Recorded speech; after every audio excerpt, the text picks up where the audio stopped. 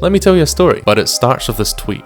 It was supposed to be songs, but autocorrect. Back when I used to use TikTok, which is quite a long time ago now, I found this guy called Bob Kelly. He used to do live streams where he would sit in his studio at his piano and play and sing songs. Now, I don't know how old this guy is, but what he was doing then seemed really nice to me. I think it's because I've been around making content from a very young age. I was around 10 years old when I made my first YouTube video. Looking back now, 12 years later, and having some time to think about all of it, I realise now that making videos and music was a way for me to cope with things that were happening at the time.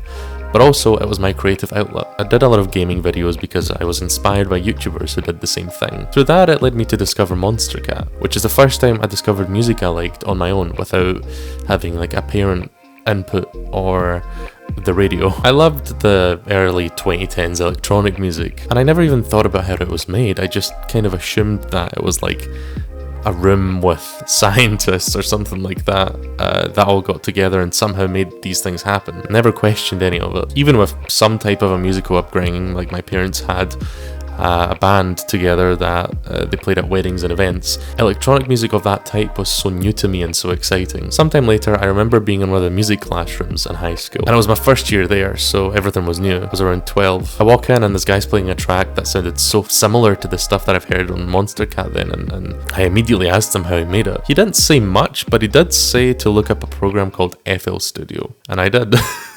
And my journey began. I mention all this because back then when I started making music and what I was into was quite heavy, you know, that kind of electro sound. It wasn't until about 2016 that I started experimenting with some more ambient sounds. This was also after I discovered Ableton Live, which I absolutely love and still use today. My music making journey has taken a sort of curve. I went from heavier 2010s electro beats to a more ambient approach. And don't get me wrong, most of the releases that I have now are quite heavy, but I feel like that's me holding on to something I don't want to lose. I still love heavy music. When I make things, I like to experiment and play and make something crazy regardless of if it's heavy or not. But for the stuff I want to make currently, it's almost like background music for your life. And I'm saying this currently, it's my mind changes a lot when it comes to things. My fiance can tell you that. But ever since last summer, I've felt so obsessed putting emotions into music, and I don't think I'm afraid to do that anymore. I don't feel I need to prove myself anymore by making the most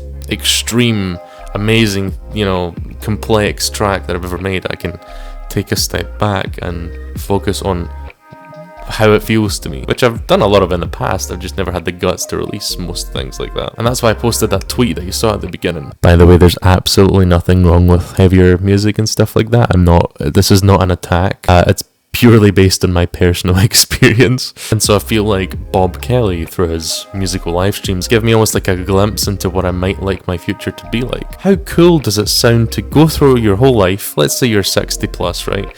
And you've experienced all these experiences for these 60 years, and you've heard all this music, and then you just get to sit down and play the select songs that you know and love after all that time and share it with the world. How cool does that sound? In fact, how peaceful does that sound? You know, like it's calm, quite calm. So yeah, I guess that's my journey so far with this. I'm quite glad I can share it with you. I hope you stick around.